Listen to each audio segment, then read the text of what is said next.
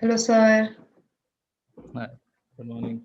Uh, as a part of SIC, it's great to have you here, especially in lockdown when we're also confused what to do. How is your lockdown going on? It's going good. We are going to office daily. We don't have a work from here policy at Tata Motors, so it's Oh, pretty much normal for us. so you don't work from home? No, so my role in Tata Motors is basically in the manufacturing sector, so we don't Okay. have the option to be working from home. Oh, We right, do have to go to the obviously. office. Yes. Okay, so the reason why we caught your eye was obviously because of your book. We were very impressed because just 2 years after you passed out, you launched your book, which is very young, obviously. So I would like to start the interview with the first question, which I think every engineer gets asked once in the lifetime, which is, did you choose engineering or did you think it was the best for your, career-wise? See, I am from that rare bunch who actually chose engineering, and I specifically chose mechanical engineering as my choice because I come from a family of engineers, and all my life I've been seeing how we have built up things, how we disassemble them, putting them back together. And my grandfather, he was a retired HOD for chemical department at Punjab University. Oh, He okay. used to say me one thing that that science and engineering are the two fields that have the capability to enhance the quality of human life. So I Obviously. think that is something that really touched me and made me choose engineering specifically. So mechanical, why like interest या फिर mechanical something caught your eye? Interest, purely interest. I was, of course, fascinated by cars, and physics was one of the subjects which I found really interesting. And I've always been the kind of the person who has been more, driven towards the things I can experience, I can feel, rather than in the some other space. So Right. yeah, so that was the reason that mechanical engineering was very much close to me. Okay, so Thapar, how did you land into Thapar? What was the process? Was Thapar one of your top 10 colleges? Did you make a list? Of course, everyone has a list, and yes, Thapar was on the among the top preferences for my list. In Right. fact, there's a very special reason for that. My father also hails from Thapar. His alma mater Oh, is Thapar University itself, and in the mechanical engineering field. oh, that's great. So Thapar has been really, something that has been close to me. And I am from Patiala, so I have visited Thapar a number of times. And Right. seeing the sheer amount of confidence among the students, the enthusiasm in the students here while working towards something positive, I always want to be part of that legacy somewhere. And I'm glad Right. I was able to be. Right. So when you first entered college, what was the first thing that came like in your mind? Like for example, for me it came freedom from my family because obviously what was about you? No, I was a day scholar, so freedom wasn't something that was I gained. But the feeling is surreal for sure. Like you always dream of it. You knew you had the admission letter that you are going to there. But the first day you step foot into that campus, that feeling cannot be defined in any other way because in that moment you realize that okay, the dream has finally been achieved. You're Right. stepping into a campus that is going to change your life forever. So Right. yeah, that was That's it. great. That's great. So, as you know, we are a part of SAIC, and this whole podcast is organized by SAIC. Were you part of any societies? See, formally speaking, I was part of a number of societies. I worked with Urja, the Saturnalia, and I was part of the Society of Automotive Engineers. And me and my bunch of my friends even were the first members of the Center of Training and Development that Right. looks after training students for the placement scene. But in an informal capacity, I think I worked with almost all the societies because of my friends being part of them, interacting with the seniors, and that is actually the best part, working in even in an informal capacity, because that time you get to learn a number of things, how things function, and you have a relationship building process that stays on even after college. That Yeah. was it. So, any favorite society that you just uh, have? that's a tough one. Okay, if I have to choose one, the Center of Training and Development, I would say, like, because it was something that even we were planning to initiate from our end, but Thapar was very much proactive in that sense, and they initiated it. Right, And we were able to help a number of our friends for preparation for the group interviews and the personal interviews as well. So right. that society is really, beneficial for the students as well. Yeah, of course. Placement is important. Everybody does come to college for placements only. So Thapar is a very like it is a 250-acre campus. You might have one favorite spot where you love to hang out. So there would be hardly be any spot where me and my friends wouldn't be caught any time. But Right. if I had to pick one for the summers, I would say like it will be the cafeteria. We till date, I don't know what you guys call it. If you tell the final year, we were calling it Jaggi, although Jaggi Jaggi, we wasn't the also call it contractor Jaggi anymore. only. Yeah, because he isn't the contractor anymore, so it doesn't make sense. But everyone calls it Jaggi. Right. And in the winters, anytime someone would randomly go up and speak that he or she is craving a tea or an omelette, and we will move to the stalls outside. Yeah, of So course. in winters, that was the perfect spot. I think that was the one thing that was hit very badly in the pandemic because we all went back to get grab our stuff and the stalls were all empty and that really made our heart ache. But yeah, the stalls are basically finished now. Yeah, it's a tough time for small business owners in the pandemic. Yeah, of Let's course. hope they recover well. So Thapar has a great campus. It has a good academic, procedure. But what is, according to you, the one thing that sells Thapar? The one thing that makes Thapar Thapar? See, uh, even after the sheer amount of legacy that Thapar has, though, if I have to go beyond that, the one thing I would say, I've interacted with students from one of the most premier schools in India during my job and even at college. One thing that sets Thapar apart is the number of societies we have and the enthusiasm of the faculty to keep growing that number of societies even till date. Right. I remember it was in our third year that one of my friends came up with the idea for an astronomy club, the Yeah. Thapar Astronomy Society. So astronomy society was something that we never thought that a college would be promoting it, but somehow the college was receptive to it. They agreed to it, and I think the faculty has been very much upcoming with that. And even our seniors, like Yeah. I hear in a fun way, like that seniors are very much strict in other colleges. Like seniors are okay, like you have to do what asked. But our seniors were never like that. Even till date, we visit our seniors very freely, just like friends, and have a interaction. And I think that is something that really sets us apart. Yeah, it does. Totally, totally. Seniors are basically what's supporting us in the society as well because I know how many cold fingers I had before this interview, but thanks to the seniors, I'm here and talking. Um, Yeah, yeah, good. so we would love to you to talk about your book because obviously, as I said, it was very like we were all very proud because A, we were part of your legacy because obviously we are graduating from Thapar and B, at such a young age you wrote a book, so we would definitely like to know more about it. So the book is a non-fiction and it's titled Ringing the Bell. So actually the title is inspired by one of the quotes I like a lot. It's you can't unring a bell. Yeah, So many people understand that quote as if something has passed, you can't change it. But that quote actually has a different meaning that once you know something, you can't unlearn it. right, So while writing this book, the only thought I had was to help the readers or any audience to take the jump from knowledge to wisdom, and that is what I have referred in the first chapter as well. We all know things. We know that we are facing the pandemic. We know that we are facing global food scarcity. We know we are facing water shortage, and we talk about these things. We have a table discussion about it, and the next day everything goes back to normal. right. I didn't want the things to remain the same. I thought, let's convert these table conversations between two intellectuals in a language so that everyone could read about it. And maybe somewhere the change starts. And that is That's what we need to do. There's a right. question I have asked in the book. Like I would hope all the listeners also, think about this question. The question is that do I have the sole right to the usage of a resource just because I afford it? The day we are able to answer this question, we can run away or maybe push down the doomsday clock that we are facing right now in terms of all the scenarios we are having. That is a That was very the key deep idea. question.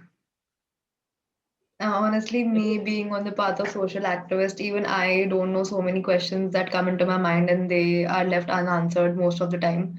Like Google can't answer my questions, and maximum interviews that I see can't answer my questions. So I think we need such books so that at least we think about it because I don't think questions like these have a correct answer. I think all of They these are don't. so. Yeah, continue, please. Yeah, I was saying that they don't have an correct answer or an incorrect answer. This is just to start that thought-provoking process on what we can do, or maybe just stop what we are doing wrong. Not take the extra effort, at least just stop what we are doing wrong in our own way, and even that can set up a change. Right, And that's it's good to true. see that you are also taking part in social activities at such a young age. It's really good to see. I try to, but again, what we do on the surface is nothing what's below it. So, But you have to start somewhere. You yeah. started, that's what matters. So, what was the main motivation behind this book? Like, did you experience something or? Not as such, I would say that it was a overnight thing that I decided. But yes, to be perfectly candid, there were occasions that I would see even people from having the same background as me, having the same education as me, making simple remarks about things that didn't seem right. And these are things that are happening actually around us, and we talk about these. If I have to put it in the simplest terms, I've seen people in our college mess and other places as well where we are throwing away the food. or- And when I talked to a number of my friends, even during the college days, their simple remark was, it's not tasty enough for us. Right, See, I understand that you can't force feed yourself food if you're not liking it, but then take a smaller proportion, right. because we know every one in every 8 person is sleeping hungry in India nowadays. Yeah, And even after that, if we are throwing away the food, it's not a very logical thing to do on our part, especially after knowing the situation we are having or we are facing. that's true. So I think these all things put up the start in our own way. Yeah. And you'll be happy to know in our mess now food is not allowed to waste. ऐसे खाना बचता है तो we're forced to eat it. The mess auntie stands, she's like, you eat it or you're not allowed to keep the plate. So that has been developed, at least in the girls' hostel. I'm not aware of the boys' hostel. But in the girls' hostel, whichever mess I've had food in, you have to finish the food or you can't put the plate inside. So that is one It good is thing good. that's happened. It is really good to see that's happening, and I believe you would have witnessed a change yourself, in the people around you Yeah, half of them taking are smaller cribbing, proportions. but yeah, I like it. At least we like the fact that. But I think wasting food on the plate is more than the amount of food that has been made. And I'll tell you, when I don't like something tasty, I do order from outside because now we have that, facility. But the thing is that I see the amount of food that gets made in the mess every day, and I don't know where that food goes because it is so much, it is bound to get wasted. They have to make food for 400 girls, and I know 200 of them don't eat half the time. See, I believe that's a very cyclic process in this manner. So the till date, the people will till date the 400 the batch size whatever they have cooked for the food, it gets finished. Maybe of because of throwing also, they will have to keep making that much. Right. If someday they on a continuous basis tend to realize that okay, even if we cook for 300 people, the food is still saved, or we are able to satisfy all the students, they will automatically reduce the amount of food they cook, because anyway they are on a fixed pay basis. So Right. they will obviously try to reduce their rations. Yeah, obviously, obviously. So No one wants to overcook. So let's hope it brings a exactly. change there. That's true. That's true. So now, obviously, you've passed out 2 years ago. So that makes when you were in first year, you 6 years ago, you entered college for the first time. So what would you like to tell yourself? For example, you're sitting over here and seeing your first year self enter college. What would be the one thing that you would tell him? A lot of things actually, because college life is full of experiences. We make wrong, we make right. But one thing, if I had to tell to myself, would be like, don't keep your thoughts to yourself. And sometimes you need to act without a plan. There have been occasions we had an idea. Everyone has those, and you keep them to yourself, or you go on to the planning so much that you don't actually execute the idea. Right. So I think that would be something, if I could change in myself at that point of time, things would be different somewhere. I think if somebody asks me this question 6 years from now on, I will say plan something. I don't plan at all. And most of the time, I don't know what I'm doing. So, That's a good college, habit in its own way. right. So, college is full of memories. What is the one memory that you cannot forget, ever forget? You want to tell all your generations coming? So it so happened in 2016, our second year, there was a inter-year literary fest called Izhar. I Right. don't know if it's still there. It's there. It's there. So, so one of our friends, Abhishek, he was part of the core committee for the second year, and he came up to us in a random discussion that he was looking for someone to write and enact a twisted movie. Okay. So a twisted movie is basically you take up a movie concept and you make a comic version of it and Right. you enact it out. So we agreed. Like he was a friend. He said, "I'm not finding anyone." We said, "Okay, what's the worst that could happen?" We agreed overnight. We wrote a script within the next 3 4 days. It was a twisted movie version of the Nayak, the one day ka CM. So we made a one day ka college dean. Oh, right. And in all our rehearsals, we would go crazy laughing. Any of the members who would be sitting there. But on the day of actual execution, it so happened the microphone was not working for some reason. This always happens in Izhar. Yeah. So it is still a practice. So after the first scene, we were told that you restart. We couldn't hear you. We restarted and we bombed. Like we failed miserably. Not even a single laugh throughout the 15-minute skit. Oh, Like God. for even for the scene, we had the loudest laughter during the rehearsal. Oh, But God. even after we came after that, we were like, okay, we went out to celebrate. Just that we at least completed the script. We did it. Of Like, course. and that play was like, if I have to use it, like Rozgar Yojana by Mr. Abhishek, my friend, that I was writing. I was also part of the acting scene. One of our closest friends, Sarab, he was the main lead. So like, whoever was needed, whoever came to us that I need a role, we were like, okay, you get a role. However, sidelined. You may be the Oh, junior God. artist, but you get a role. That's great. Oh God, Izahar is now a whole fest now. Like, but there is dancing, there is music, there is everything in Yeah, yeah, Izahar. And the yeah. dance committee has another performance. There are, I don't know, 20 versions of dances going on. So I only attended one Izahar, but it was good. It was good.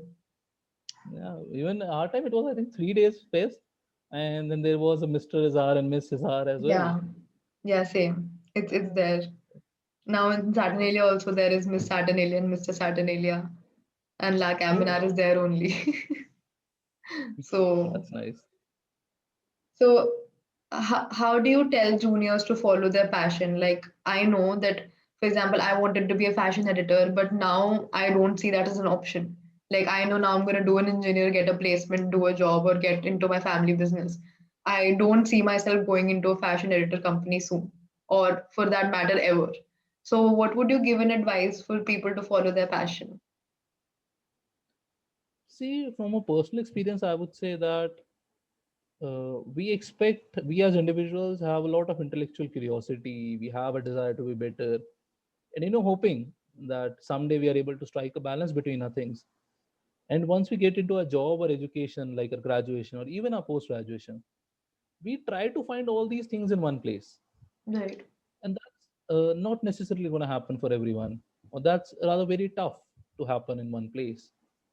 So having a passion, following it on the sideline, even if in the tiniest ways possible, it really helps on a personal level as well. You stay in touch with who you are, what defines you as a person, and on a professional level as well. Because when you take a break from all the chaos or the monotonous life cycle you're going to get into a job, it's going to be monotonous for a time.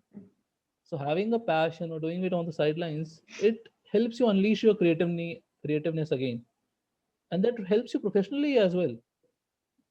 And many people often confuse that art needs to be something literature or music or dancing or theater. But I think that passion can be anything. Someone can have running a business as passion. right, You could have even your job as passion. right. But dedicating a small amount of time daily or weekly, It helps in maintaining your professional life as well, and it actually improves the productivity in professional life, because when you work on something to the side on site, you are able to include the thought process you develop there into your professional life in some way. So, So what like, do you think? Should we follow a full-time passion or do a job and, work the passion on sidelines? Because sometimes, what if the passion is full-time? For example, what if I want to enter into advertising, but of course, I'm not getting money over there? Because I am sure you're aware in advertising, you hardly get money when you start. yes. So see, if to be honest, if you need to ensure that you are in a financially stable point of time, I think you can work on things on the side. And you can also, do like, you can do a job for a number of years, save up money, and then get into the advertising field, because financial stability is a must for everyone in this present scenario, especially after the pandemic. That is somewhat we have Yeah. realized, that we need to be financially secure with our futures and our savings. So True. yes, even if you're falling on the sidelines, and it also sometimes happens that you realize that your true passion might be something else. Hmm. You may be thinking that advertising is your true passion, and maybe you realize that it was maybe actually singing, like Right. the jingles that were written in the background of the advertisements. Right. So that phase of experimentation helps you identify the right passion you might be having. And And when even does if you that are, phase come? Because I'm that still phase, waiting there for is. my phase. So are you also doing the fashion editing part on the side? I tried to do, but then obviously the question comes, what's gonna, be more stable because being an editor-in-chief is not very easy and it takes a lot of years of experience. So if I even try to become editor-in-chief, I cannot become before 40 because that's the youngest that has ever been made. So ultimately, I did choose engineering instead of a fashion school. So yeah. I think you can keep on doing that on the side. And one thing I would like to, say to all the listeners and you, that don't put your, foundations on your passion with statistics. That you can be the youngest chief, editor in chief by say 25 also. That's next to impossible. But that's what passion is. If we put our head into passion, then what are we doing? Passion is something you follow with the heart. Right. Right, but as you So said, financial stability, so I thought that it's better. yeah, financial stability is a must. I won't recommend anyone to go like full time broke following their passion. Because obviously But there has been yes, instances in the past where, people were broke and they did become, but the instances are so less that it does, if you look at the numbers, then it does scare you. it does scale you.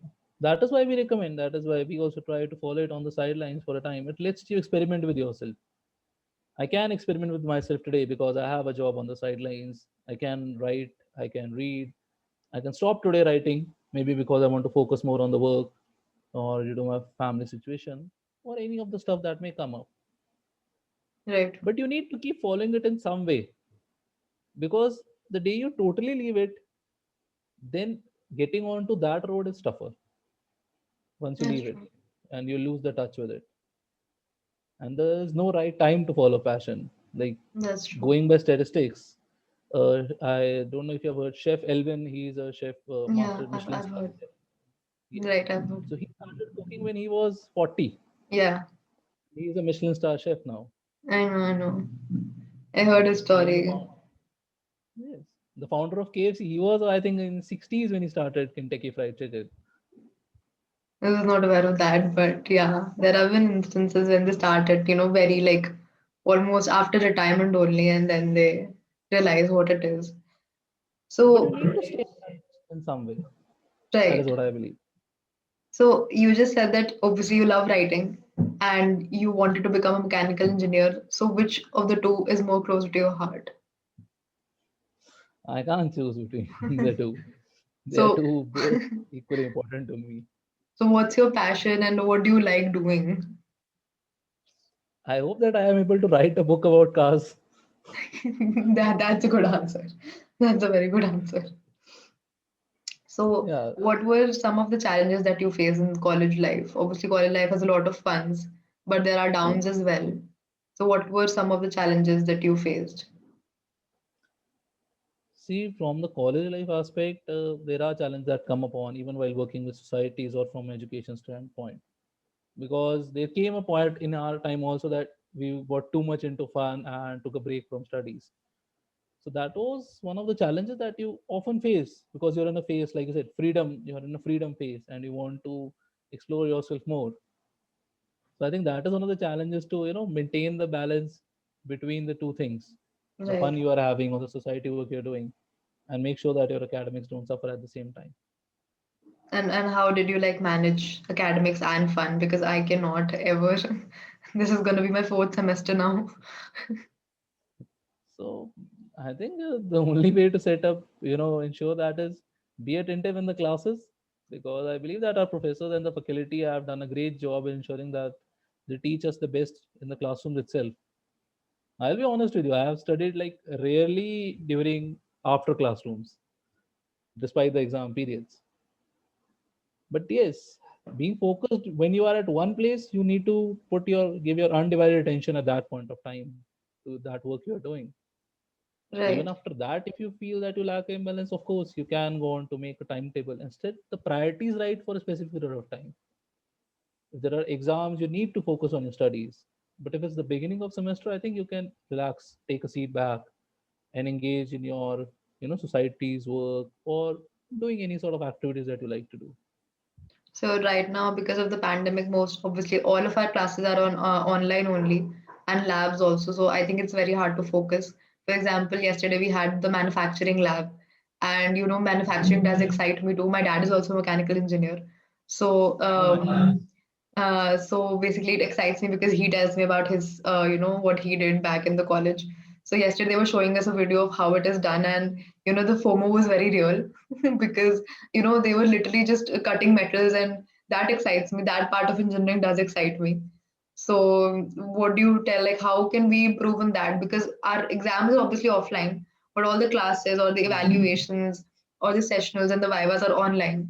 So that is very tough to manage because we had offline examinations recently for the third semester, and what we studied versus what the exam gave us to answer the questions were very different, and we half of the people were just confused at what just happened. Yeah, it happens every time in engineering. It happens quite often, more often than you want it to. I know, like So the yeah, first the first semester boosts you up because you get a nice CG, and then you don't know what's going on down the line. You just get confused. so I think the only thing you can do is like take up your doubts with your seniors or your faculty most often as you can. And YouTube helps a lot. I mean, Yeah. the real field of experiment, of course, you can't get anywhere no matter how hard you try. But yes, the online platforms like YouTube really help a lot in understanding these concepts. And the one thing like this is, I would like to say strictly, don't be afraid to ask doubts. I was the one guy who was like, who every teacher knew that he is gonna have some doubts, no matter what I teach. If he's not attentive, then this is the only reason when he's not having doubts. Right. So yeah, be attentive in classes. Yeah, I know it's tough doing online. We also have online meetings, Yeah, but it's tough. But you got to do it if you want to that's true. survive this. That's true. And this phase will pass on soon. I think let's hope for the best, and you are able to join engineering as or enjoy it as we were able to. And I mean, I hope we're already entering third year in a month or two.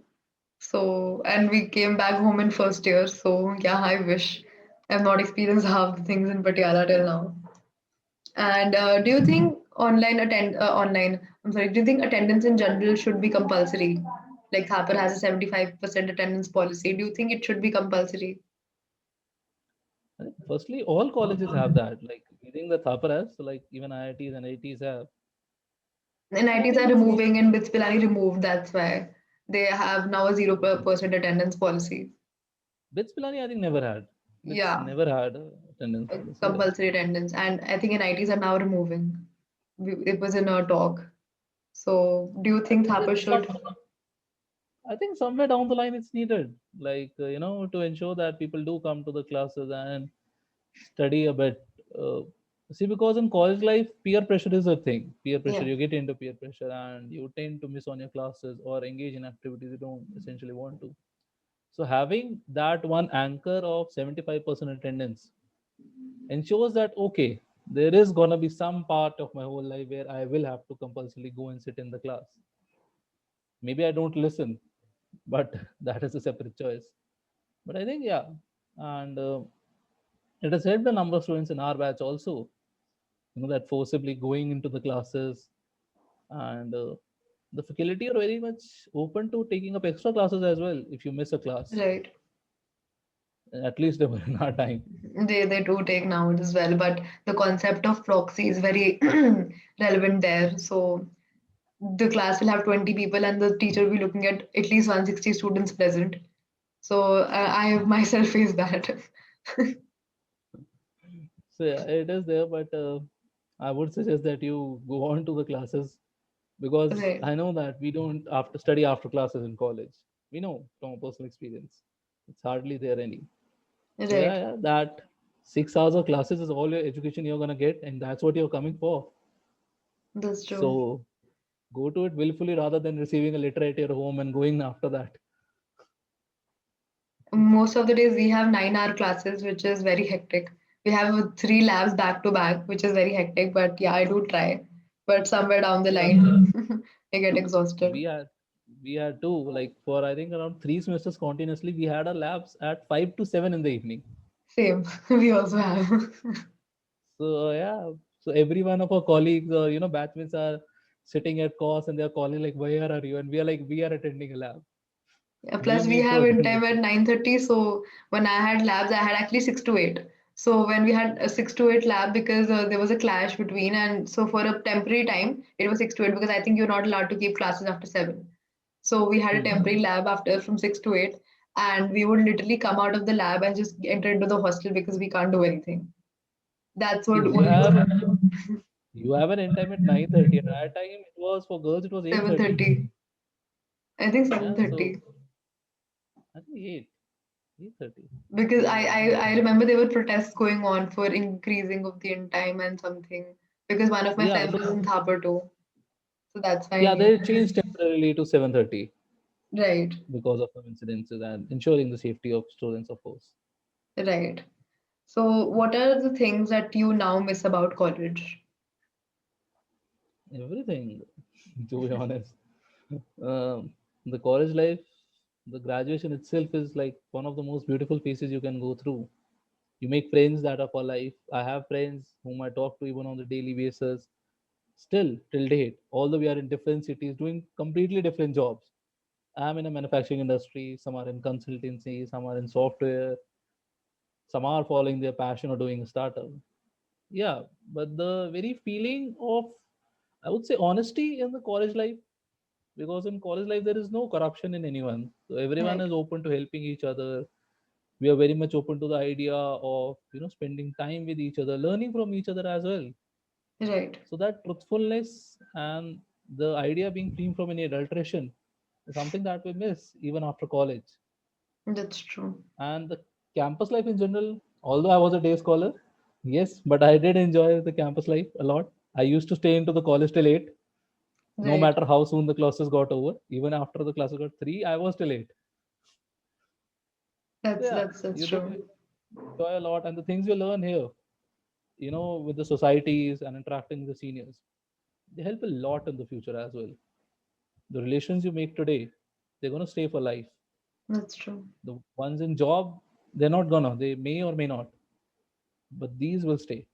The name is enough. You ring up anyone and say that I was in your batch, and no matter how much time it has passed since you last interacted, the voice on the other end is very much relaxing and comforting to you.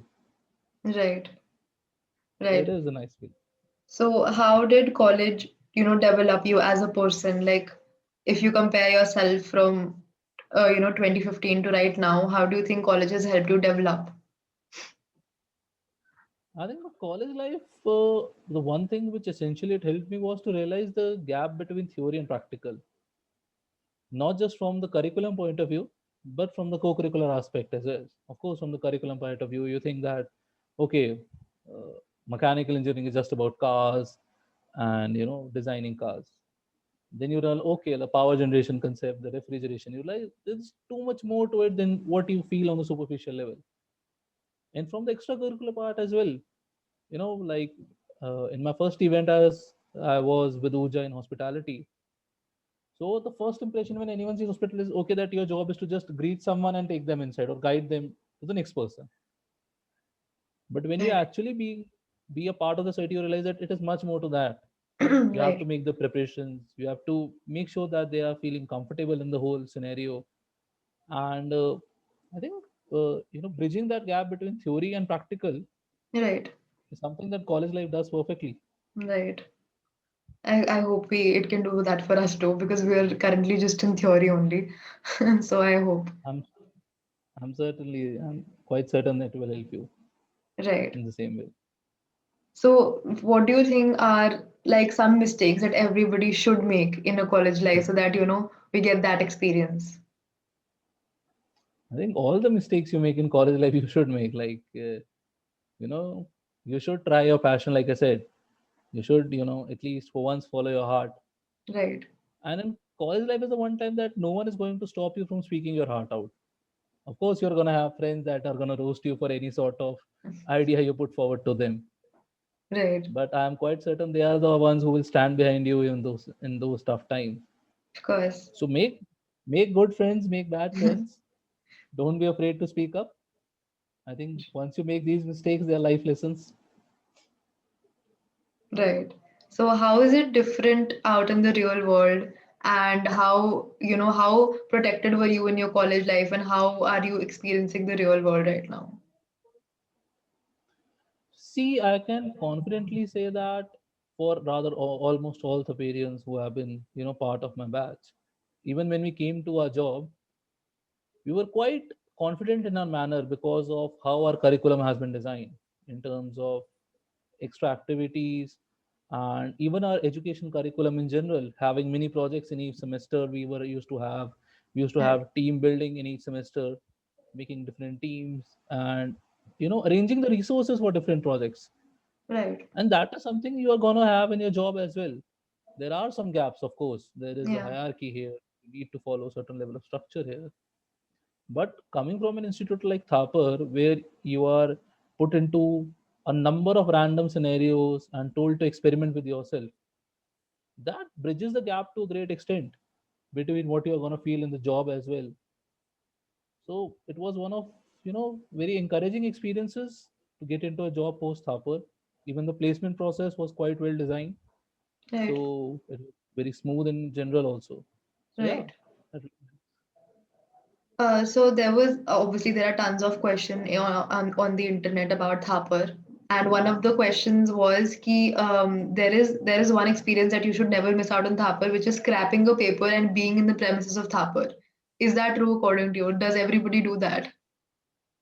I don't think anyone in our batch did that. Like scrapping the exam and still roaming around in the campus.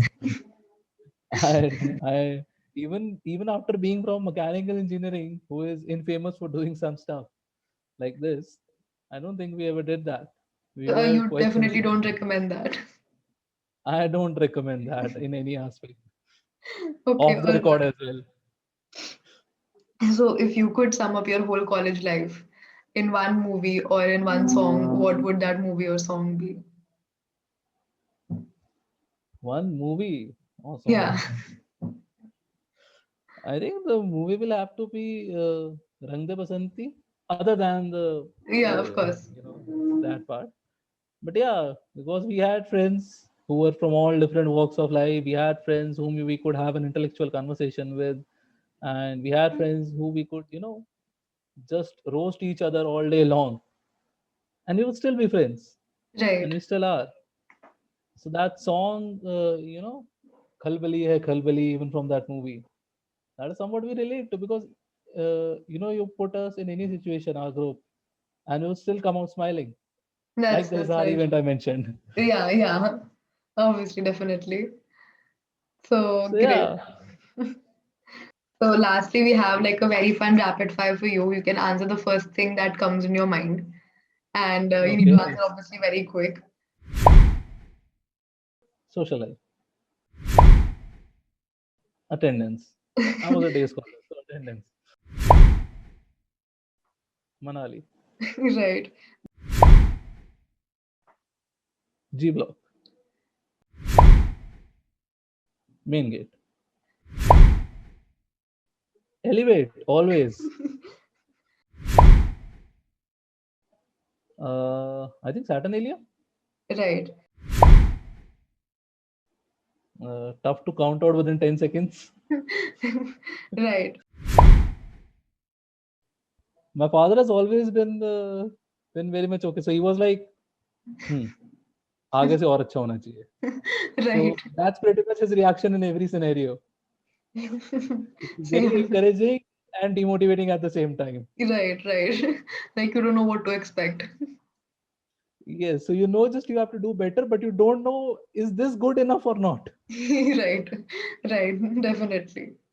Oh God. So this was a great experience. I hope we didn't take a lot of your time. No And problem, anytime. the fact that you took us time from your busy schedule means a lot to us and the whole of Thapur who's going to listen to your interview. And I'm sure it's going to help them a lot. So thank you for joining us. We really appreciate Thank that. thank you for arranging this, and thank you to the complete SAIC team. So you're taking up this initiative, even despite the lockdown, to make Right, sure that it is something to engage the students even after the classes. right. Maybe the proxies, but yes, they need something to be engaged other than the classrooms. So Right. great job, I believe you're all doing, and keep Thank that you up. so much, sir. And we wish to keep interacting with you in the future as well. I hope. Absolutely, same here. Thank you so much, sir. Thank you, Shumangi. Take care and stay safe in these times, Thank you, and have sir. a great college life. Thank you, sir.